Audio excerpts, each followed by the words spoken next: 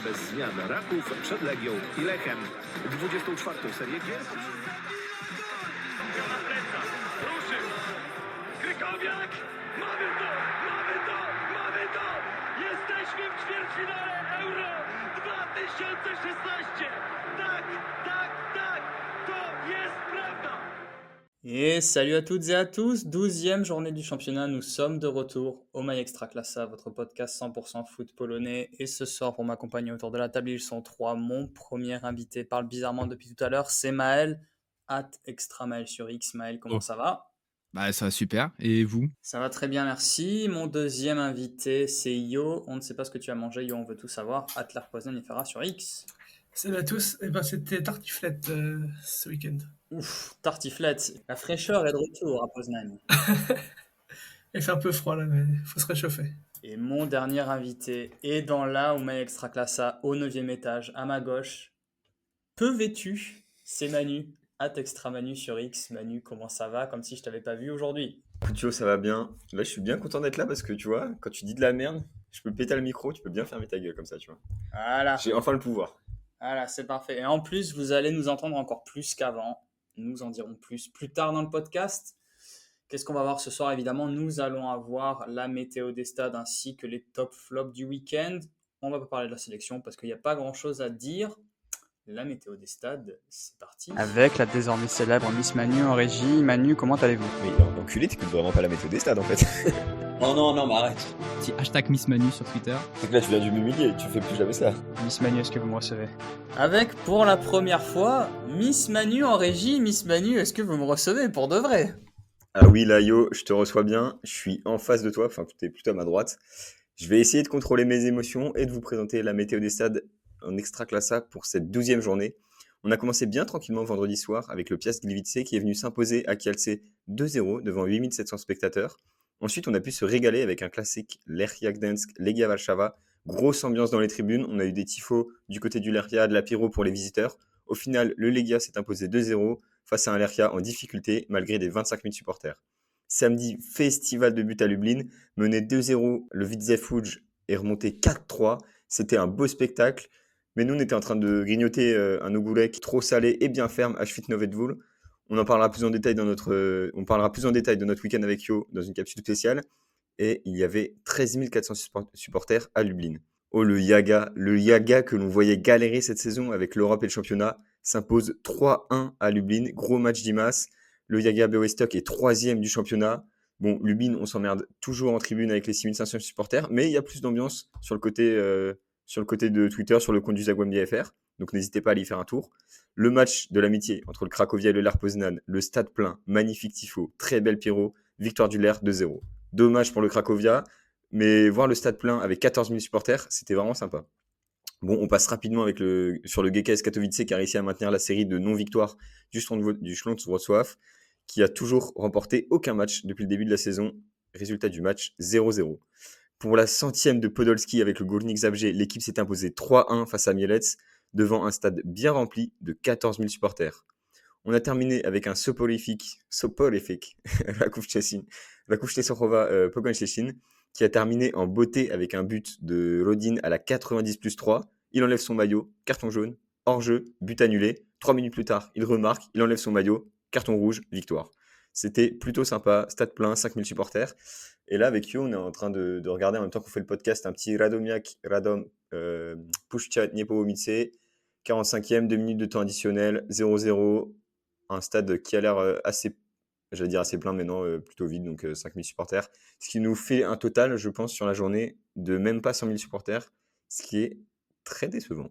Merci Miss Manu. Et pour les femmes qui écoutent, je sais que nous avons des femmes, aussi surprenant que ça puisse paraître, il est encore plus beau en vrai qu'à la radio. Allez, les tops et les flops. Ton l'air, j'espère descendre en 2e division, connard. Bagarre! Et pourtant, j'ai regardé le Lech, le Piast Gliwice. L'ennemi. Oh non, mais arrête. À la semaine prochaine, tout le monde, avec un doublet de Pouloulou. Je l'aime pas. Trahison! Tout le monde aura l'air très très con, hein. Alors avant de commencer ces tops et ces flops, deux petites choses. La première, évidemment, n'hésitez pas, comme d'habitude, à liker, à partager l'épisode, etc. Mais plus important encore, puisqu'on a décidé de passer à un nouveau palier, on va ouvrir ce qu'on appelle un Patreon, une page de soutien, comme on dit. Vous pourrez vous abonner moyennant un petit fee pour soutenir le média. On va vous donner les détails de ce Patreon cette semaine. Le premier épisode sera en ligne aussi cette semaine. Si vous voulez soutenir le podcast et vous abonner, etc., tous les détails seront sur Twitter et on en parlera aussi la semaine prochaine dans le podcast. Donc je vous laisse découvrir tout ça dans la semaine. Il y aura pas que des podcasts, hein. Enfin des capsules. Il n'y aura pas que des Il y aura capsules. plein de contenus exclusifs. Il y aura, oui, bien sûr, il y aura des contenus exclusifs pour tous les gens qui soutiennent le podcast, évidemment. Mais le podcast continuera, les articles continueront sur le site web, comme d'habitude. C'est juste que ce sera du contenu supplémentaire. Ceci étant dit, Maël, qu'as-tu aimé ce week-end? Quel est ton top ou ton flop? De quoi tu veux nous parler ce week-end en extra classe? Bah écoute, j'ai envie de vous parler de l'excellent Goulouni Zabje et de son magnifique football. On a pu voir ce week-end donc le Goulouni Zabje après quelques résultats décevants, notamment en coupe, je crois, où ils perdent. Et puis donc ils font un nul contre le Legia et ils perdent contre le Zagłębie Lubin. Ont battu le Stal Bielefeld, donc 3-1. J'ai eu l'occasion d'assister à ce match, j'étais en tribune et je vais prendre ces quelques minutes pour une fois, effectivement, première fois de cette saison d'ailleurs. Et comme par hasard, ça gagne. Mais bon, Le Urban Ball. le Urban Ball. Urban qui est l'entraîneur qui a cette fois-ci mis une belle petite chemise blanche, sans motif. Il est resté très élégant. Mais enfin bref. Non, je voulais vous parler donc de ce Górnik. Je l'ai dit en début de saison, qui pour moi va être pas forcément décevant parce que je m'y attendais, mais qui va être vraiment neutre, un club, voilà, enfin une équipe sans plus, qui va jouer le milieu de tableau et c'est pour l'instant le cas.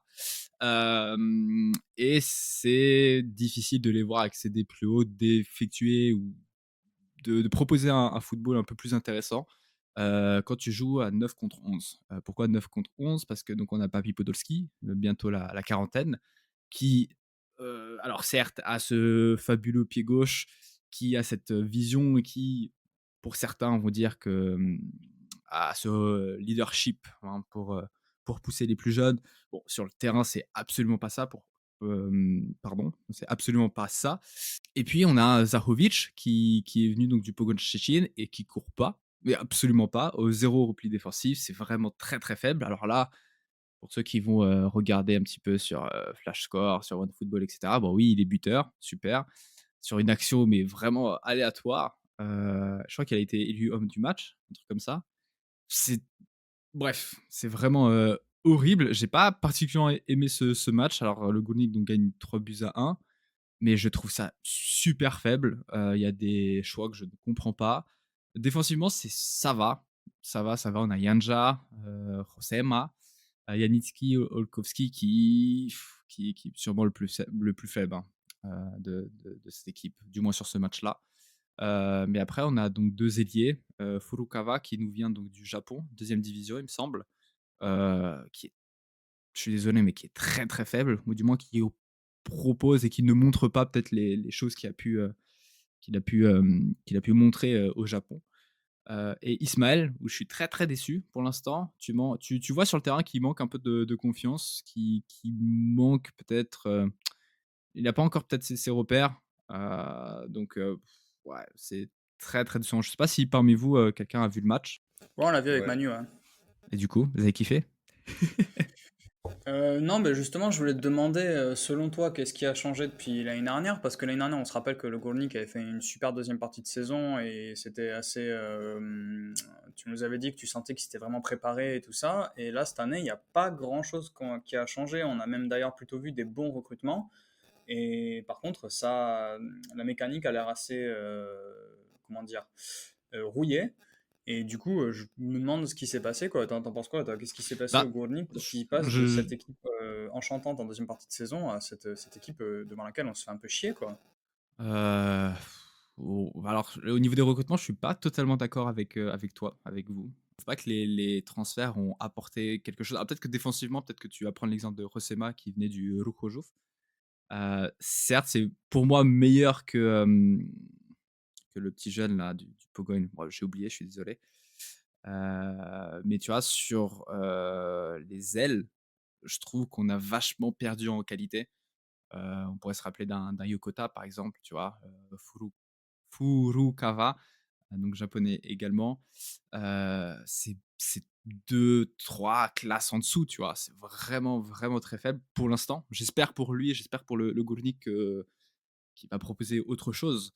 Au milieu de terrain, tu as Ellebrand, qui je trouve qui est solide, mais c'est pas un joueur, tu sais, pour les top 5 hein, de l'Extraclassa. C'est vraiment, je trouve que c'est un joueur pour le milieu de tableau Extraclassa. Donc il est dans le bon club, j'ai envie de dire. Et puis encore une fois, hein, moi je pars du principe que quand tu joues à 9 contre 11, voilà, c'est plus compliqué de gagner des matchs. Hein. Je sais pas si vous avez vu le match, je pense que les déplacements de Podolski, vous les avez vus. Je pense que les non-courses de Zahovic, vous les avez vus. Pour moi, c'est très très faible. Ah, mais c'était C'est déjà même, le cas l'année dernière. c'est même inquiétant. Non, parce que l'année dernière, tu jouais peut-être 10 contre 11, tu vois. Là, de base, dès la première minute, t'as 9 contre 11. Et puis, Papy Podolski, il se fait un petit peu plus vieux, donc il y a moins de courses, il y a moins de déplacements. T'es en train de nous dire qu'il faut mettre Podolski sur le banc? Oh là, j'ai pas dit ça. Bah, je sais pas. Séisme à Zabrze. Séisme. Avec Non, non, la petite c'est. notification de l'application My Extraclassa, Non, Maël, non, 2 points, il faut mettre Podolski sur le banc. Non, Podolski non, je suis. est nocif pour le Górnik. on va éviter de Non, faire média dans l'œuf. Hein. je suis très très mauvais tactiquement, donc non. Mais après, je pense qu'il faudrait peut-être le replacer autrement ou de moins lui donner un autre rôle. Mais enfin, personnellement, je comprends pas pourquoi il roule enfin, il joue en 4-4-2, il me semble qu'il jouait comme ça, en 4-1-1. Mais ouais, bon après, oui, non, mais Podolski, t'es obligé de le faire jouer. C'est Podolski. T'es en Extraclassa, tu vas pas faire jouer Podolski. Mais dans ce cas-là, tu dois peut-être alimenter ou t'adapter justement avec un joueur qui ne va pas courir. Je sais pas, ça me laisse circonspect là. J'ai l'impression que t'es en train de me dire qu'il y a des problèmes insolubles en fait. Ah, c'est peut-être le cas, hein. Qui sait. Après, c'est lui qui a fait ses transferts, donc c'est sa faute si le Górnik joue mal. Quel hater! Mais c'est incroyable. Merci, merci Maël. Bah, tu as regardé également le Lega Górnik. Là, tu me dis que tu as regardé ce match-là. On va pas passer 10 minutes sur le Górnik, mais C'est ouais, ce qu'on vient de quand faire. C'est ce qu'on vient de faire. ouais, c'est ce qu'on vient de faire. Bah écoutez, je vous donne du contenu. Prenez mon contenu, prenez. Merci Maël. Un point négatif peut-être, il nous disait le Stade très déçu. Bah, ça fait du coup 2 points négatifs, mais oui, très très déçu. Je m'attendais à mieux. Après, c'est une équipe. Bon, cette saison, ça va être très compliqué pour eux. Bah, je couline archi décevant. Ah putain, faut que j'arrête. Je couline archi décevant cette Archi, saison. A-R-S-Z, Archi. Je veux pas donner de fausses informations, donc c'est qu'un avis personnel, mais je pense qu'il s'est passé quelque chose entre Školin et la direction. Peut-être un transfert avorté. Peut-être qu'on l'a pas Ah non, mais libéré. c'est sûr qu'il était supposé partir. Hein. Ça, c'est clair qu'ils ont essayé de le transférer cet été, mais après, il y a le fait qu'il n'a pas de passeport européen. Il est biélorusse. Donc, dans tous les cas, c'était super compliqué de le transférer. C'est ça l'histoire. Lui, il a prolongé pour se faire transférer, pour qu'ils aient de l'argent, mais il a un passeport biélorusse. Donc, quand tu as un passeport hors UE, c'est compliqué, quoi. Ça me paraît logique. Oui. Moi, je pensais qu'il allait se faire, transférer cet été dans un club soit Ligue 1, soit Serie A. Mais la vérité, c'est que dès que j'ai vu que ça traînait un peu, je me suis dit, ouais, mais le mec a un passeport biélorusse, il n'a pas de passeport d'UE. Donc, c'est ça la problématique avec Školin. Je pense que sinon, ça ferait bien longtemps qu'il serait parti dans un autre club. Hein. Dommage Après, pour lui. je pense que le Stade, le problème, c'est ailleurs. Hein. C'est pas vraiment Školin. Enfin, pour moi, maintenant ils ont un secteur offensif assez fourni avec Hinokyo, Školin. Ils ont l'Israélien qui est arrivé, là, je me souviens plus son nom. Domański, Klekun. Franchement, il y a du monde hein, offensivement. Pour moi, le Stade, le problème, c'est plutôt qu'ils ont 2 défenseurs centraux blessés et que du coup, ils sont obligés de complètement bricoler en défense et ils prennent un peu l'eau, quoi, parce que souvent ils ont Yavaswo qui joue en défense centrale alors que c'était la plaque tournante au milieu de terrain la saison dernière. Donc voilà, ça fait. Je pense que le Stade, ça va être jusqu'au retour de blessure de, je crois que c'est Sanger et l'autre défenseur, je me souviens plus le nom, mais alors pour l'info, c'est 2 joueurs ramenés par Roman. Tant qu'ils n'ont pas le retour de leurs 2 défenseurs centraux blessés, ça va être compliqué. Et les 2 défenseurs centraux sont blessés pour une longue durée, il me semble. Donc je pense que le Stade, ça va être. On risque de les voir recruter des centraux cet hiver et après, il faudra voir ce qu'ils vont en faire, quoi. mais je suis pas super inquiet, mais ça va être surtout. Enfin, le seul truc qui m'inquiète, moi, c'est qu'ils ont pris un entraîneur qui a fait descendre le lourd l'année dernière. Bah, moi, je reste quand même inquiet parce que pour avoir vu le match encore une fois au stade, ça marche, ça court pas, il n'y a pas de déplacement, il n'y a rien. T'as Choukourine qui rate, enfin, qu'on lui donne pas la passe, il s'énerve directement, il fait pas le repli défensif, il se replace même pas. Et en plus, Non, Dadokino, il n'est pas rentré. C'est quoi Voilà, c'est quoi moi, cette ce que moi histoire? j'allais dire, vous cherchez des raisons aux difficultés du Stal, mais il y a Dadoc dans l'équipe. Hein. Dadoc, il a été transféré au Rour, le Rour a été relégué. Le Stal, voilà, hein, ça prend la direction. Dadoc, c'est peut-être un chat noir. Hein. Dadok, ancien joueur du Górnik Zabrze, enfin, ancien joueur du Stal, passé par le Górnik, passé par le Ruch, Ouais, et qui est le revenu Rour, au Stal. Mais est-ce que le Stal aujourd'hui c'est plus faible que Puszcza, le Schlansk et le Lerkia? Ça dépend à qui tu poses la question. Moi je pense pas. Je pense que c'est pas plus faible que ces équipes-là, quoi. Mais après Mais, avoir vu le match Katowice-Wrocław, oui, c'est plus fort. Je t'assure, oui. Oui, tu as raison sur ce point. mais voilà. Après, bon, on verra bien. Parce que bon, des fois en Pologne, ça se joue pas forcément sur la force de l'équipe. Mais ouais, moi je suis pas trop inquiet. Je pense qu'ils vont gagner 2-3 matchs d'ici la trêve. Ça va leur faire une vingtaine de points. Et puis après, deuxième partie de saison, comme d'habitude, ils vont faire une ou deux recrues bien senties. Et puis voilà. Euh, je le vois comme ça. Après, ouais, c'est pas une équipe chatoyante. Et vu l'entraîneur qu'ils ont pris, fallait pas s'y attendre, quoi. Parce que bon, on a vu ce qu'il a fait l'année dernière, malheureusement. L'ours, c'est c'est comme ça. Yo, t'avais un point positif. Vas-y, après que Maël nous a mis la sinistrose pendant un quart d'heure, là. C'est toi qui m'as lancé sur ça. Bah, en fait, mon point positif, c'était ce que Manu a dit, c'est que Rodin s'est fait prendre après un carton rouge de manière assez débile. Donc je sais pas si c'est une redite ou pas. Ça, c'est un point positif, ça. Point positif, c'est qu'on passe pour des cons. Vas-y, Yo, développe. En fait, du coup, comme l'a dit Manu dans la météo des stades, il y a eu 10 minutes d'arrêt de jeu à la fin du match entre Rakov et Pogogne pour des fumigènes de la part des supporters de Rakov. Donc évidemment, le temps a été prolongé. Et sur un coup franc, il me semble, en centre, en tout cas, Matej Rodin, le défenseur central de Częstochowa, était resté aux avant-postes. Il réussit à marquer un but. Il enlève son maillot. Donc, évidemment, l'arbitre met un jaune. Sauf que ce but-là n'a pas compté, puisque il y avait hors-jeu. Il était hors-jeu au moment de récupérer le ballon. Passe ensuite la 113e minute, du coup, avec le hors-jeu. Toujours ce bon vieux Matej Rodin, qui est toujours aux avant-postes, toujours après un coup franc ou un corner. Il est resté aux avant-postes et puis il finit par remarquer un autre but et il réenlève son maillot. Donc ce coup-là, le but est validé. Et sauf que ça fait son deuxième jaune. Papchoun et ses coéquipiers ont essayé de cacher le fait qu'il avait enlevé son maillot en essayant de le remettre le plus vite possible. J'ai Mais pas vu ça. malheureusement, l'arbitre l'avait vu. Du coup, carton rouge. Et puis il a fini, enfin, il restait 10 secondes, juste le temps d'engager. Donc c'était pas très grave, mais voilà une belle image d'Extraclassa. Et, sachant qu'il était rentré peut-être 10 minutes, 15 Oui, minutes. aussi. tu vois. Oui. Ouais, à la 80e, quelque chose comme ça. Ouais. Ouais, après, comme chantait Brassens, quand on est con, hein.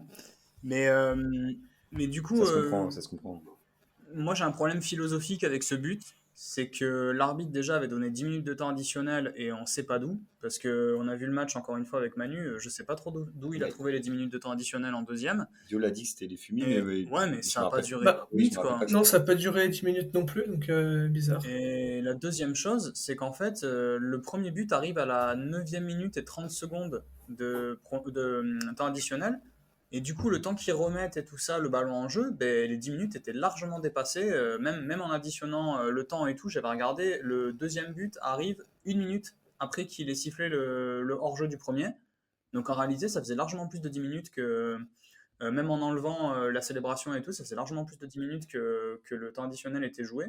Et moi, j'ai un vrai problème parce que pour moi, le but, il est pas. Même si c'est du temps minimum, pour moi, il aurait pas dû être validé, quoi. Il aurait dû siffler la fin avant. Alors là, je fais mon rabat-joie, évidemment, mais je pense que côté Pogogne, on peut gueuler, quoi. Parce que 10 minutes de temps additionnel à 10 contre 11, plus derrière ça, bon, les mecs, ils ont vraiment pas de bol. En tout cas, le Pogogne continue à perdre à l'extérieur. Ouais, Encore une fois. on pense à Pogogne FR, évidemment, là, le nouveau compte français ou en langue française du Pogogne Stettin, qui nous dit qu'ils sont nuls à l'extérieur. Bon, ben gros, t'avais encore raison, hein. Ouais. Est-ce qu'on peut parler quand même du moteur Widzew? Ah, un plaisir. Maël, Fallait être. est-ce qu'on s'est pas régalé là? Non, mais la passe sur le premier but. Oh là là. Oh là là. Quel plaisir. Il arrive au bout de combien de temps le premier but? 1 minute? Même moins? Ouais, un truc comme ça. Oh, quel plaisir. 17 secondes, non. 17 secondes. Ah, c'est Je me rappelle du tweet de Mathieu qui mettait 17 secondes. ah, c'est possible. Ouais, fallait être sur place, hein. Ah, magnifique. On en aurait raté des buts hein, si c'était à la 17e seconde ce week-end. Non, mais c'est vrai que non, mais c'était un super match pour les gens qui l'ont pas vu. Donc c'est le Motor Lublin qui mène 2-0 face au Widzew, puis le Widzew qui remonte, qui mène 4-2 avec un but complètement débile en plus pour le 3-2 du Widzew. C'est le gardien qui fait un contrôle tout pété et Landic qui arrive et qui va presser le gardien et le gardien lui tape dedans. En fait, ça va dans le but, donc c'est complètement grotesque. Finalement, le Widzew mène 4-2, le Motor revient à 4-3 et puis ça finit, c'est un peu sauf qu'il peut quoi, dans la défense du Widzew.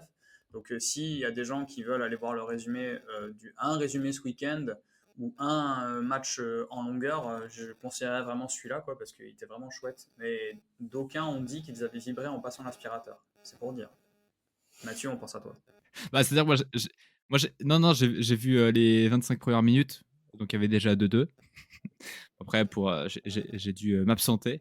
Mais ouais, je pense que c'est le match, justement, Manu l'a dit, hein, s'il faut regarder un résumé, c'est sur ce match-là. Bah, Attends, est-ce qu'il a un point négatif, Yo? Ah oui, mais Yo, il a dit le point positif et négatif.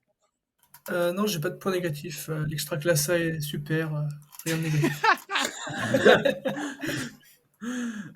Non, qu'est-ce qu'on a pensé de la victoire du Legia au Lechia vendredi soir? Est-ce que quelqu'un l'a vu? Bon, Yo, je sais que non. Maël, tu Eh l'as ben, regardé? détrompe-toi. Oh là là, Ah, t'as rien que de pensé surprises quoi? Alors, aujourd'hui. vas-y, analyse. Eh ben, c'était un beau match. Le Legia a réussi à marquer sur ses quasiment seules occasions. Donc c'est bien pour eux, c'est bien pour leur confiance. Après, Leria n'a pas montré grand-chose, on s'y attendait un peu. Ils ont surtout mis un peu le bus pour essayer de pas en prendre trop. Mais sinon, c'était un beau match. Des tribunes bien animées également, ça fait toujours plaisir à voir. Et puis, voilà, je pense qu'il n'y a pas grand-chose à rajouter. Le Lega continue sa marche en avant. À voir si l'Europe revient, est-ce qu'ils vont pouvoir jongler avec les deux comme le fait le Yaga. En tout cas, pour l'instant, ils sont toujours dans la course au podium. Ouais, moi j'avais envie de dire que j'avais pas envie de me taper le cul par terre devant le Legia gagné au Lechia parce que au final ça paraît logique quoi, avec ce qu'on avait dit sur le Lechia il y a 2 semaines. Notamment Maël nous avait dit que Maël nous avait dit que le Lechia c'était très bien mais que ça manquait quand même de qualité derrière et devant. Donc on va dire qu'ils perdent devant le Legia, c'est bon, ça semble plutôt logique. Comme quoi, ça m'arrive de dire des choses intelligentes des fois. Mais ouais, quand on creuse bien.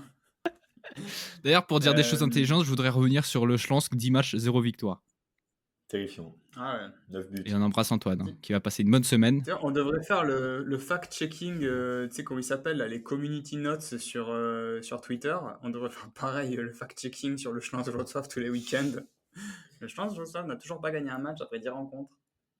Ouais, ça va peut-être changer justement avec le. Ah oui, le Schlansk Stall de mercredi, là, importantissime, hein, dans 2 jours. Bah oui, avec le Schlansk FR sur Twitter, qui sera présent toute cette semaine, sur place. Voilà. Notre star, Antoine, on embrasse. Ouais, qui va aller voir le Stall enfoncer son Schlansk dans la tombe. Oh, j'y rêve. Là, J'y serais peut-être avec lui. Oh, Manu, le chat noir. Préparez-vous, chères auditrices. Manu est dans la place. Le Jagiellonia qui a gagné 3-1 aux Zagłębie Lubin. J'ai envie de dire affreux Zagłębie. Je ne change pas d'avis, désolé. Après, Pienko pas dans le match. Voilà, Pienko n'était pas là. On s'est bien fait chier. Alors que Luis Rocha vient de marquer son 10e but de la saison. Je sais pas pourquoi je l'ai appelé Luis, c'est Leandro. Oui. Mais il vient de marquer son 10e but. Ça, par contre, ça ne me change pas. Penalty. Donc le Jagiellonia qui gagne 3-1 aux Zagłębie, j'ai envie de dire peut-être même constat que contre le Lechia, non? C'était quoi le constat? Bah, qu'on s'y attend. Bah, que c'est très bien de gagner, mais que Ah, au mais final, moi- c'était peut-être attendu. Moi, je me rappelle encore de certains cocos là sur ce podcast qui disaient oui, cette saison, le Jagiellonia, ça va être compliqué, nanani, nanana. Le Jagiellonia, ils sont combien là? 3e, c'est ça? C'est ça, ouais. 25 pour le Voilà, moment. bande d'amateurs. Bah oui, magnifique le Yaga. Hein. Magnifique face à un Zangwembié en dents de scie, hein, depuis le début de la saison. Ah, bah, est-ce que le Ouais. Stal, c'est pire que le Zagwambi Lubin? Au classement, oui. Ah, je vous lui une colle. Ah, Vas-y, yo. Bah, au classement, oui. Après, sur le terrain, voilà. pas sûr. Voilà, c'est tout dit. Bravo, bravo Yo. Je rappelle, Zagwambi Lubin, 9 buts marqués, 17 encaissés. Hein. Ah ouais, putain, c'est pas mieux que le Schlons en fait. Hein. Ouais, cimetière du fun. C'est les mêmes stats que le Schlansk Wrocław, comme dit Manu. Et bon, on va quand même terminer, je pense, ce week-end. On va quand même terminer ce week-end par le gros match, hein, Yo, Cracovia-Ler. Avec Manu, on a vu à moitié parce qu'on était sur le retour de Plochkouf. Qu'est-ce qui s'est passé? Qu'est-ce que t'en as pensé? Le Ler bien parti pour le titre, ça y est, c'est officiel, tu nous le disais. Hein. Non, il n'y a que 2 points d'avance avec Rakov, donc je pense pas que le LER sera champion cette année. Il y a des bonnes équipes qui sont pas très loin. Après, sur ce match face au Cracovia, le LER a aussi, comme le Lega, marqué sur ses quasiment 2 seules occasions. C'est surtout, j'ai trouvé Cracovia qui avait le ballon. Le LER a pas mal joué en contre. Puis dès qu'ils ont passé la seconde, ils ont réussi à marquer. 2 buts un peu similaires, des passes assez rapides, des bons centres. Ishak qui fait 1 but, 1 passe, donc c'est très bien pour lui. Il revient bien après sa saison dernière, un peu moins bonne. Mais sinon, j'ai pas trouvé le LER non plus ultra dominateur. On aurait pu prendre des buts aussi à certains moments, donc je pense qu'on a joué un peu de chance sur ce match-là. Ah, le vrai show, il s'est passé en tribune, pas sur le terrain. Aussi. Ah, magnifique en tribune. Hein. On voit rarement ça au Cracovia. D'ailleurs, je doute pas que ce soit des supporters du LER qui apportaient un peu tout ce fun. Ah, je pense que tu te trompes. Hein. Le Cracovia, c'est pas mauvais en termes d'ambiance. Hein. Quand ça joue bien, le Cracovia, les supporters, ils sont derrière. Ça gueule un peu. Hein. Nous sommes donc on en a fini avec l'extraclassage. Je pense que là on a tout dit sur ce week-end. On vous l'a fait en long, en large et en travers. Hein. Je vous propose qu'on fasse une petite preview. Pourquoi j'ai ça? T'as pas parlé du Piast bizarrement. Tu parles plus du Piast. Qu'est-ce qui s'est passé? Laissez Vuko travailler en paix. Laissez Vuko travailler en paix et on en reparle quand le Piast sera deuxième. Le Piast a gagné quand même ce week-end. Avec un but exceptionnel de Losowek, il faut le dire, hein, pour une fois. Bah oui, Mathieu, on a fait un tweet et t'en parles pas. Ouais. Non, mais parce que moi, je boycotte Mathieu. Quand il est pas là, je le boycotte. C'est comme ça, tu vois. Aïe. Donc ouais, on va passer à la Coupe d'Europe, puisque cette semaine, il y a la Coupe d'Europe. Les 2 clubs polonais jouent. Moi, très honnêtement, j'ai juste hâte qu'on passe à la prochaine journée. Parce que je vois les clubs, donc je vois le Lega et le Jagiellonia prendre une énorme branlée.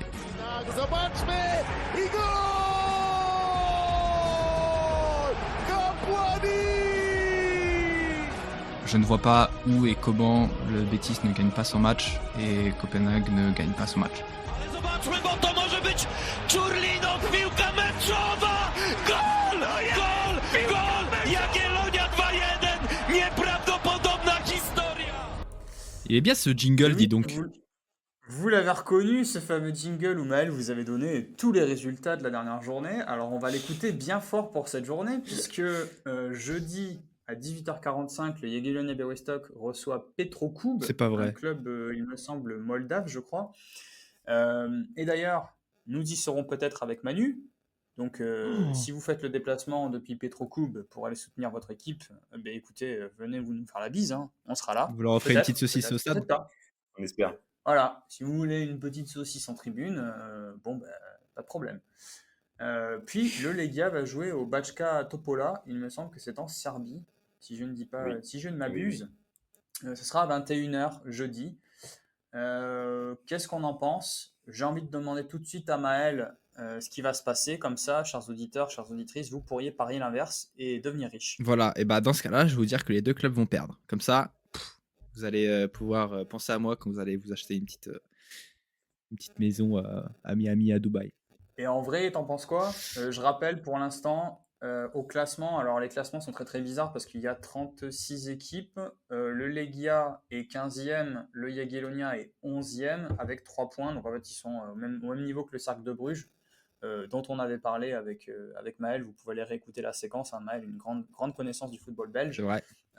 Qu'est-ce que donc t'en penses quand même très honnêtement, le Jagiellonia a eu cette mauvaise période, entre guillemets, justement, à enchaîner les matchs, parce que ça fait beaucoup de matchs pour nos clubs polonais et pour les autres clubs d'ailleurs en Europe. Mais ça se voit également sur le classement en Ekstraklasa. Mais donc là, ils sont sur un bon état de forme, je pense. Ils ont gagné ce week-end. Vous en avez parlé. Je pense on peut miser la victoire ici. Et pour le Lega, je mets un peu plus de doute. Parce que malgré le fait que j'adore le football de Feo, j'adore la personne de Feo et j'adore le coaching de Feo, j'ai un peu peur du match au piège. Donc, allez, disons peut-être un nul en Serbie.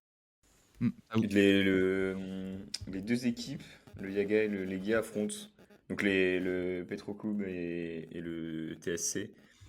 Ils ont perdu tous les deux leur premier match, les matchs du premier tour, face à deux équipes qui sont plutôt au niveau du Yaga et du Legia. Donc Petroclub, ils ont perdu 4-1 contre le Paphos, qui joue en Chypre, si c'est un nom, oui, en Chypre. Qui est une grosse équipe chypriote, mais bon, je pense que c'est à peu près à la hauteur du Yaga. Et le TSC a perdu contre Astana 1-0.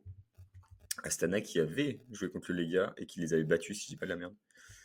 Donc, je pense que c'est deux équipes qui sont largement atteignables pour le Legia et le Yaga. Et c'est justement pour ça que les deux clubs vont perdre. Sauf si on est au match du Yaga, là ils vont gagner. Oh là là, il se mouille. Mais je suis d'accord avec toi, Maël, que Merci. le Legia, ça peut vraiment être le match piège où ils Tu perdent. le sens arriver, toi aussi, tu le sens. Ouais, et surtout, en plus, en Serbie, les déplacements peuvent être compliqués parce que grosse ambiance, je pense. Grosse ambiance, ça peut. Bon, après, le Legia, ils sont habitués à jouer avec une belle ambiance. Mais en tout cas, ça, par contre, on peut s'attendre à ce qu'il y ait une très belle ambiance.